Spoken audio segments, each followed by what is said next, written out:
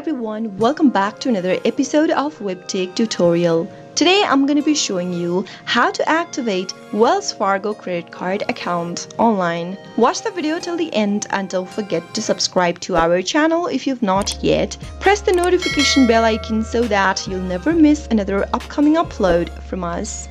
Open up a web browser of your choice. In the URL box at the top, type in confirmcard.wellsfargo.com and press enter on your keyboard. You'll end up in this page where you can enter your credit card information in order to activate it.